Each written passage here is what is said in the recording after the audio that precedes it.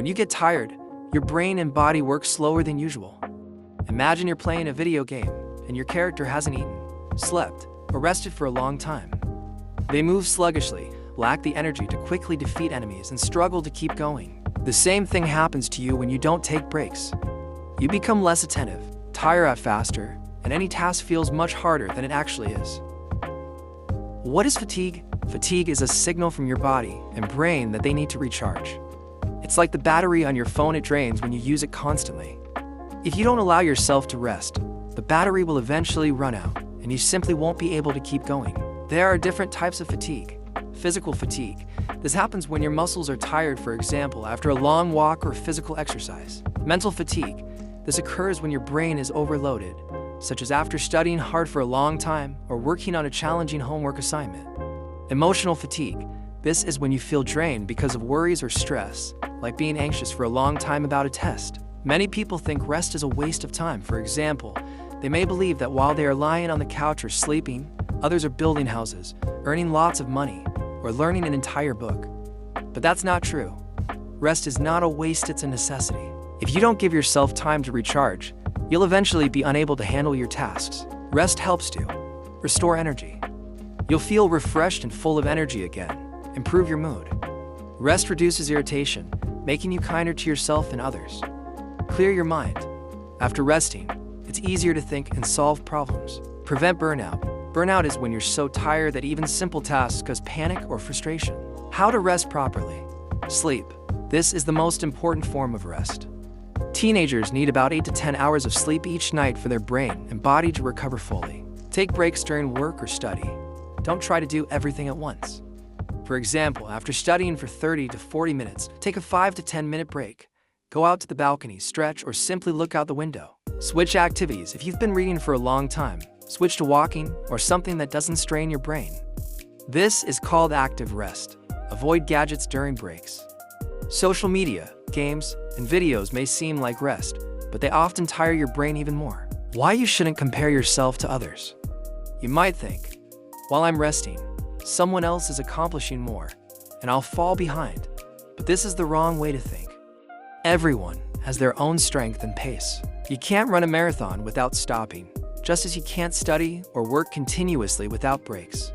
If you rest properly, you'll accomplish much more in a shorter time than someone who works without pauses. Rest isn't laziness or weakness, it's a way to take care of yourself. When you give yourself time to recharge, you become stronger, smarter, and happier. Remember, even the most powerful computer needs to be turned off occasionally to prevent overheating. The same goes for you. Rest wisely, and you'll achieve great results. Work and rest schedule. What it is and why it's important.